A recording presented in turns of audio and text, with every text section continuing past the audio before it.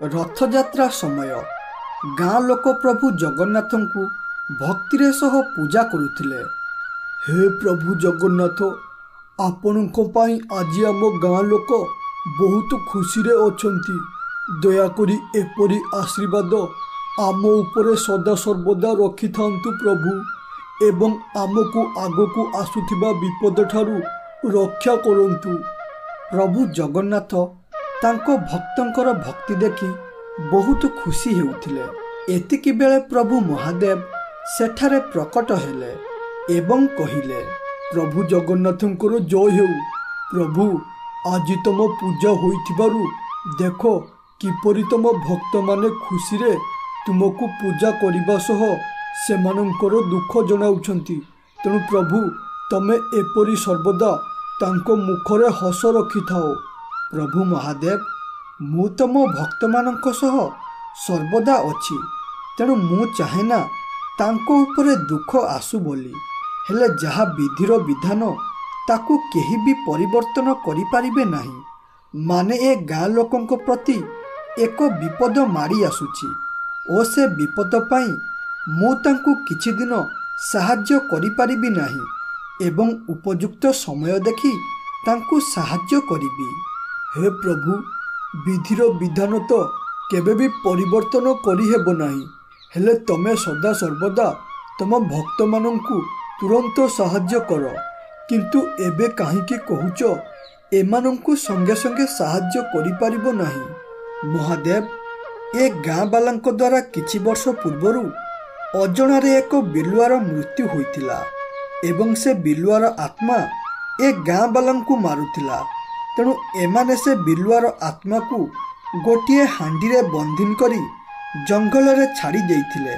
हेले एबे से समय आसीगला, बिलुआर आत्मा से हांडीरू बाहरिबो एवं गाँ बालांकू असुविधारे पकाइबो। प्रभु महादेव और जगन्नाथ एपरी कथा होई रहिले एवं एपाखरे सुरेश जंगलरू काठ काटी बहुत थकी जाई गोटिए जगार बसीथिला। ओहो मालो, सकाळु काठ काटी काटी मो देह हाथ बहुत बथा कलानी। तेणु जाउची एइठारे किछि समय विश्राम करिदेबी ओ तापरे काठ काटी नहीं बजार रे बिक्री करी टंका आनिबी। से एपरी कहूतिबा बेले हठात गोटिए आवाज आसिला। अरे ओ भाई, किए सेठारे बसिछ? दया करे मते ए बंधनरू मुक्त करो भाई। मु यहाँ भितर बंधन रही रही पागल होई गलेनी। तेणु मते यहाँ भितर मुक्ति कर दियो। यहाँ बदल रे मु तुमको अनेक टंका ओ धनरत्न देबी। ए आवाज सुनिबा परे सुरेश रो नजर पड़िला गोटिए बंध माटिया उपरे। एहा देखि से कहिला, अरे ये कौन? ए माटिया भितरु किपरि आवाज आसुची? एहा भितरे आउ डाहाणी नाही तो? जदि डाहाणी थिबो ना ताहले एइठारे मोर मृत्यु घटिबो। तेणु मु जाउची एठारु शीघ्र मोर घर को पळाइबी। सुरेश एपरी कहिबा परे पुणी थरे से हांडी भितरु आवाज आसिला। अरे भाई, मु कोनोसे डाहाणी नुह, परम मु हेउची गोटिए देवतार आत्मा। गोटे ऋषि अभिशाप देई मते या भितरे बंधन करि दैछि। तेणु मते थरे विश्वास करी या भितर मुक्ति करो। या बदल रे मु तुमको अनेक टंका देबी। आउ तमे जति मते या भितर मुक्ति न करो ताहले आउ किए मते मुक्ति करिवो ओ अनेक धनरत्न सिए पाइबो। एहा सुनी सुरेश मने मने भाबिला, अरे या कथा सुनी मते जहा लागुची सतरे या भितरे गोटिए देवतार आत्मा अछि। तेणु जाउची ताकू या भितर मुक्त करि देबी, जहा फल से मते अनेक टंका देब ओ मु से टंका को नहीं बहुत धनी होई जिबी एवं आउ एठाकू काठ काटिबाकू आसीबिनी ओ बसिकी खाइबी। एपरी कही सुरेश से हांडी को खोली देला एवं से हांडी खोलिबा परे हठात से हांडीरू गोटिए मुंड कटा बिलुआ बाहरिला। एहा देखि सुरेश बहुत जोरे रागी गला ओ कहिला, हरे मूर्ख बिलुआ, तू मते धोखा देई एपरी हांडीरू मुक्त हेलु। एबे मते अनेक धनरत्न दे, नहले मु तते पुणी थरे ହାଣ୍ଡି ଭିତରେ ବନ୍ଦିନ କରିଦେବି। ଏହା ଶୁଣି ବିଲୁଆ ହସି ହସି କହିଲା, ଆରେ ଏ ମୂର୍ଖ ମଣିଷ, ମୁଁ ତତେ ମୋ ଜାଲରେ ଫସାଇ ଏଠାରୁ ମୁକ୍ତ ହୋଇଗଲି, ଆଉ ତୁ ଏତେ ଲୋଭୀ, ଟଙ୍କା ଲୋଭରେ ମତେ ମୁକ୍ତ କଲୁ। କଥାରେ ଅଛି ଲୋଭରୁ ମୃତ୍ୟୁ। ହଉ ଏବେ ଦେଖ ତୁ କିପରି ମରିବୁ। ମୁଣ୍ଡକଟା ବିଲୁଆ ଏପରି କହି ସେଇଠାରେ ସୁରେଶକୁ ମାରିଦେଲା ଓ ତାପରେ କହିଲା, ମୁଁ ଏବେ ପୁରା ଆଜାଦ। ହଇରେ ମୂର୍ଖ ଗାଁ ବାଲା, ତମେ ମତେ ମାରିଲ ଏବଂ ତାପରେ ଏ ହାଣ୍ଡିରେ ବନ୍ଦିନ କଲ।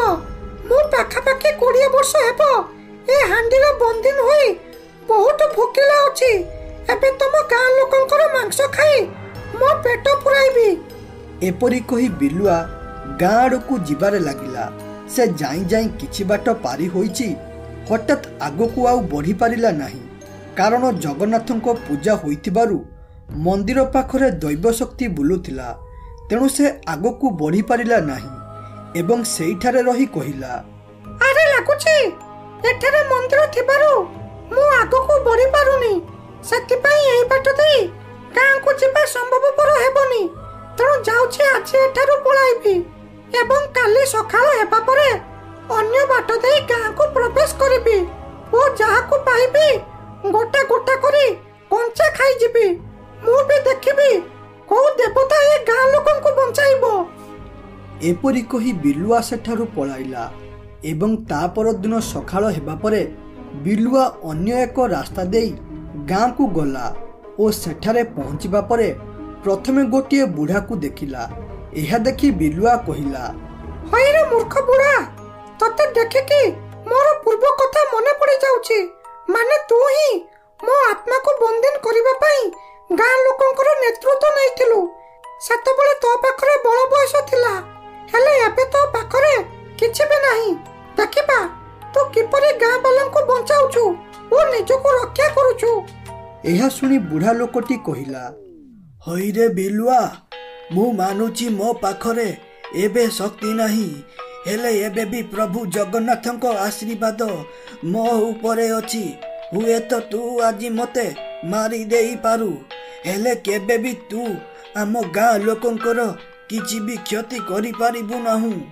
ହଇରେ ବୁଢ଼ା, ପୂର୍ବଥର ମୁଁ ତ ବହୁତ ଲୋକଙ୍କୁ ମାରିଥିଲି, ହେଲେ ସେତେବେଳେ କେହି ଗୋଟେ ବି ଭଗବାନ ସାହାଯ୍ୟ କରିନଥିଲେ। ବାସ୍ ଗୁଣିଆ ପାଇଁ ମୁଁ ବନ୍ଦିନ ହୋଇଥିଲି। ଠିକ୍ ସେପରି ଏବେ ବି କେହି ଭଗବାନ ସାହାଯ୍ୟ କରିବେ ନାହିଁ।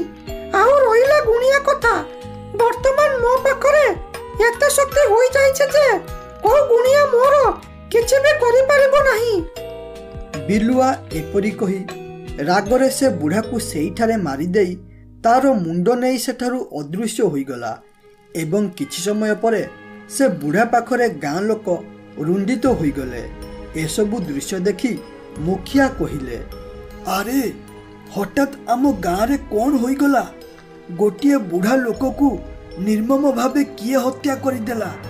ଏସବୁ ଦେଖି ଓ ଶୁଣି ମୋ ଦେହ କ'ଣ ହୋଇଯାଉଛି।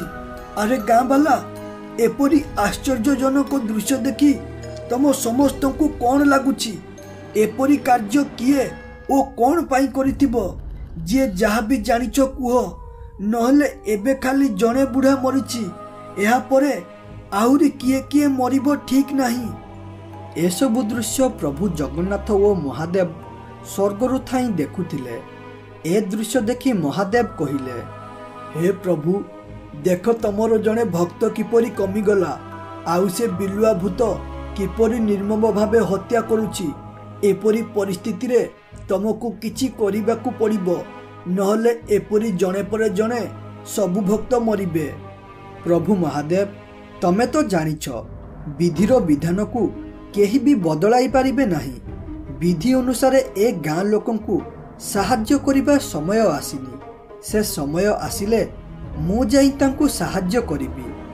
ପ୍ରଭୁ, ବିଧିର ଅନୁସାରେ ଆମେ ସିନା ଏ ଗାଁ ବାଲାଙ୍କୁ ସାହାଯ୍ୟ କରିପାରିବା ନାହିଁ, ହେଲେ ସେ ଭୂତିଆ ବିଲୁଆ ଠାରୁ ସତର୍କ କରିପାରିବା, ଯାହାଦ୍ୱାରା ଲୋକେ ସେ ବିଲୁଆ ଠାରୁ ବଞ୍ଚିବା ପାଇଁ ଚେଷ୍ଟା କରିବେ ଓ ତା ସାଥିରେ ଲଢ଼ିବା ପାଇଁ ବାଟ ବାହାର କରିବେ। ମହାଦେବ ଏପରି କହି ସେଠାରୁ ଅଦୃଶ୍ୟ ହୋଇଗଲେ। ଏବଂ ନିଜର ରୂପ ପରିବର୍ତ୍ତନ କରି ଗାଁର ମୁଖିଆ ପାଖକୁ ଗଲେ ଏବଂ ସେଠାରେ ପହଞ୍ଚି ମୁଖିଆଙ୍କୁ କହିଲେ, ମୁଖିଆ, ମୁଁ ତୁମ ଗାଁରେ ମରିଥିବା ବୁଢ଼ା ମଉସା ବିଷୟରେ କିଛି କହିବାକୁ ଆସିଛି କି? ସେ ବୁଢ଼ା ମଉସାଙ୍କୁ କିଏ ମାରିଲା ଓ କାହିଁକି ମାରିଲା ଏସବୁ ଦୃଶ୍ୟ ମୁଁ ମୋ ନିଜ ଆଖିରେ ଦେଖିଛି। ଆରେ ଭାଇ, କିଏ ତମେ ଓ ଶୀଘ୍ର କୁହ, କିଏ ଏପରି ଅବସ୍ଥା ଆମ ଗାଁରେ କରିଛି ଯାହାଦ୍ୱାରା ଆମେ ସତର୍କ ହେବା ସହ ସେ ଦୁଷ୍ଟ ସହ ଲଢ଼ିବା ପାଇଁ ମୁଁ ଚେଷ୍ଟା କରିବି। ମୁଖିଆ, ମୁଁ ହେଉଛି ତୁମ ପାଖ ଗାଁର ଲୋକ। ସେଦିନ ମୁଁ ଗୋଟେ କାମ ପାଇଁ ତୁମ ଗାଁକୁ ଆସିଥିଲି ଓ ଆସିଲା ବେଳେ ଦେଖିଲି ଗୋଟେ ମୁଣ୍ଡ କଟା ବିଲୁଆ ବୁଢ଼ା ମଉସାକୁ ମାରି ତାର ମୁଣ୍ଡକୁ ନେଇ ପଳାଇଲା ଏବଂ ଆଉ ମଧ୍ୟ କହୁଥିଲା ତୁମ ଗାଁ ଲୋକଙ୍କ ଠାରୁ ତାର ପୁରୁଣା ପ୍ରତିଶୋଧ ନେବ ବୋଲି। ଏହା ପୁରା ନିରାଟ ସତ୍ୟ କଥା। ଯଦି ଏହାକୁ ମିଛ ଭାବିବ ତାହେଲେ ବହୁତ ଅସୁବିଧାରେ ପଡ଼ିବ। ଏହା ଶୁଣି ମୁଖିଆ କହିଲେ, ଆରେ କ'ଣ କହୁଛ ଭାଇ ତମେ? ମୁଣ୍ଡ କଟା ବିଲୁଆ? ଆରେ ବାପରେ, ଯେଉଁ ବିଲୁଆକୁ ଆମେ ବହୁ ବର୍ଷ ପୂର୍ବରୁ ବନ୍ଦିନ କରି ରଖିଥିଲୁ ସେ ବିଲୁଆ ପୁଣି ଗାଁକୁ ଫେରିଲା କେମିତି? ହେ ପ୍ରଭୁ, ଏବେ କ'ଣ କରିବୁ ଓ କିପରି ଆମ ଗାଁକୁ ସେ ବିଲୁଆ କବଳରୁ ରକ୍ଷା କରିବୁ? ଆରେ ଏ ଭାଇ, ତମେ ଯାହା ବି କିଛି ଦେଖିଛ ତାକୁ ଦୟାକରି ଆମ ମିଟିଂରେ କହିବ, ଯାହାଦ୍ୱାରା ଆମ ଗାଁ ଲୋକ ସତର୍କ ହେବା ସହ ସେ ବିଲୁଆ ସହ ଲଢ଼ିବା ପାଇଁ କିଛି ଉପାୟ ଭାବିବେ।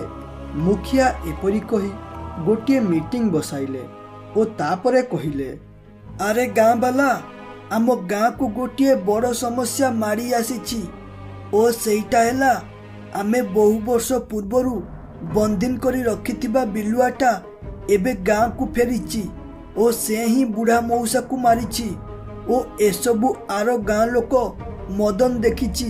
ଆରେ ଏ ମଦନ, ଟିକେ ସବୁ କଥା ଗାଁ ବାଲାଙ୍କୁ ଖୋଲିକି କହିଦିଅ। ଏହା ଶୁଣିବା ପରେ ମଦନ ରୂପରେ ଥିବା ମହାଦେବ ଗାଁ ବାଲାଙ୍କୁ ସବୁ କଥା ଗୋଟି ଗୋଟି କରି ଖୋଲିକି କହିଲା।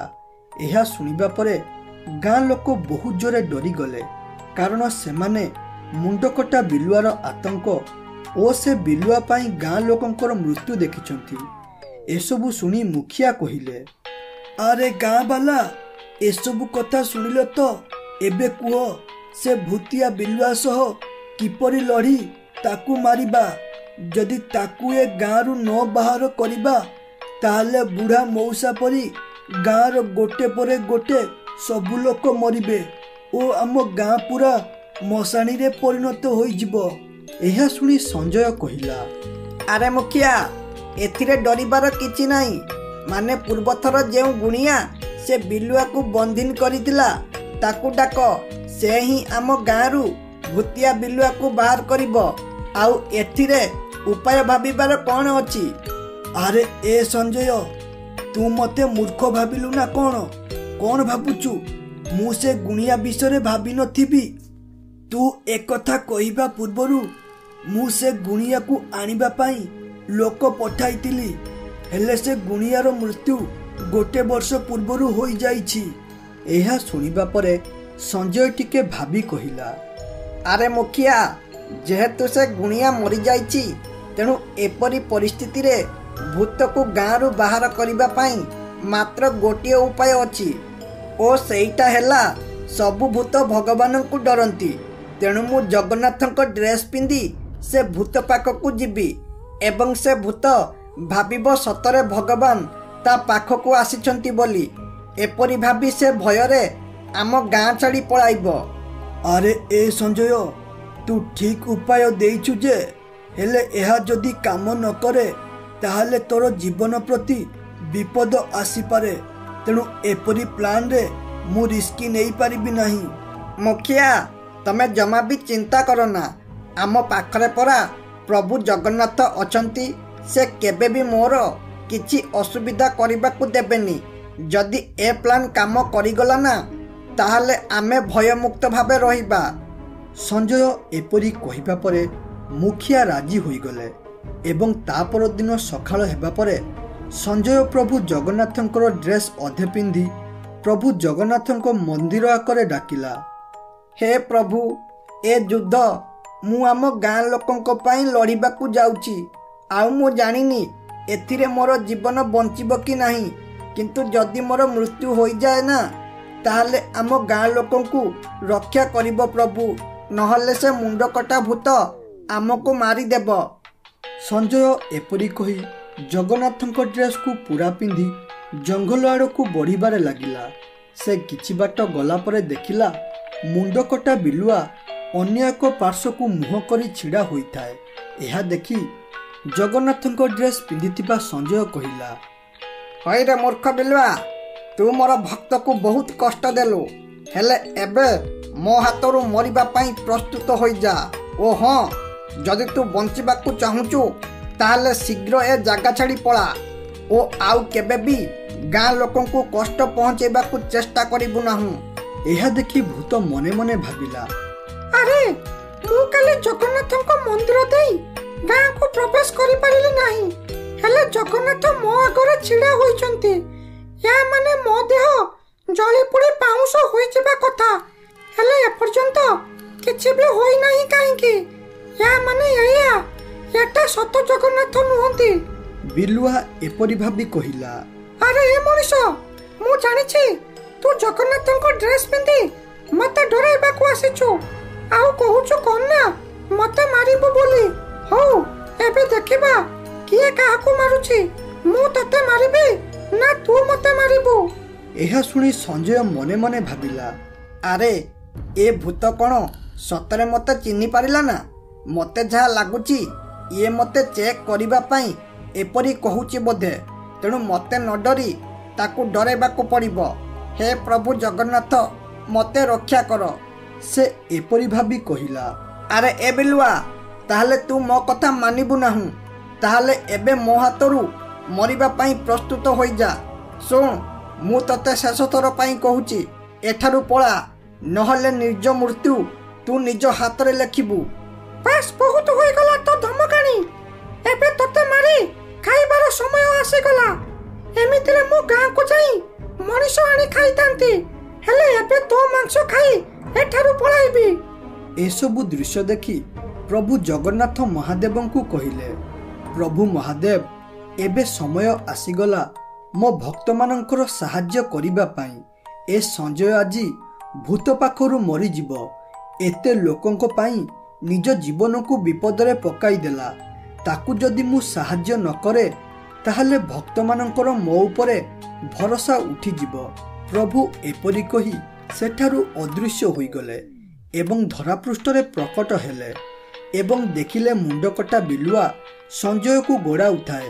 ପ୍ରଭୁ ବିଲୁଆର ପାଖାପାଖି ପ୍ରକଟ ହୋଇଥିବାରୁ ପ୍ରଭୁଙ୍କ ତେଜରେ ବିଲୁଆ ସେଇଠାରେ ଜଳିପୋଡ଼ି ପାଉଁଶ ହୋଇଗଲା। ଏସବୁ ଦୃଶ୍ୟ ସଞ୍ଜୟ ଦେଖି ବହୁତ ଖୁସି ହୋଇଗଲା ଏବଂ କହିଲା, ଜୟ ହୋ ପ୍ରଭୁ ଜଗନ୍ନାଥ। ପ୍ରଭୁ, ଆପଣ ମୋ ଜୀବନ ବଞ୍ଚାଇଲେ ଏବଂ ମୋତେ ଦେଖାଦେଲେ। ମୋ ଜୀବନ ଧନ୍ୟ ହୋଇଗଲା। ଲୋକେ ଆପଣଙ୍କୁ ଦେଖିବା ପାଇଁ ପାଗଳଙ୍କ ପରି ହେଉଛନ୍ତି, ହେଲେ ମୁଁ ବିନା କିଛି କରି ଆପଣଙ୍କୁ ଦେଖିପାରିଲି। ଆରେ ସଞ୍ଜୟ, କିଏ କହିଲା ତୁମେ କିଛି କରିନା ବୋଲି? ତମେ ଯେତିକି କରିଛ ତାହା ଆଉ କେହି କରିବେ ନାହିଁ। ମାନେ ତମେ ଗାଁ ଲୋକଙ୍କୁ ବଞ୍ଚାଇବା ପାଇଁ ନିଜ ଜୀବନକୁ ବାଜି ଲଗାଇଦେଲ। ଯିଏ ଅନ୍ୟମାନଙ୍କୁ ସାହାଯ୍ୟ କରେ, ମୁଁ ସଦା ସର୍ବଦା ତା ସାଥିରେ ଅଛି। ତମ ଗାଁ ଲୋକ ମୋତେ ବହୁତ ଭକ୍ତିରେ ପୂଜା କରୁଛନ୍ତି, ତେଣୁ ସେମାନଙ୍କୁ କହିବ ମୁଁ ସଦା ସର୍ବଦା ତାଙ୍କ ସାଥିରେ ଅଛି ବୋଲି। ଏପରି କହି ପ୍ରଭୁ ଜଗନ୍ନାଥ ସେଠାରୁ ଅଦୃଶ୍ୟ ହୋଇଗଲେ।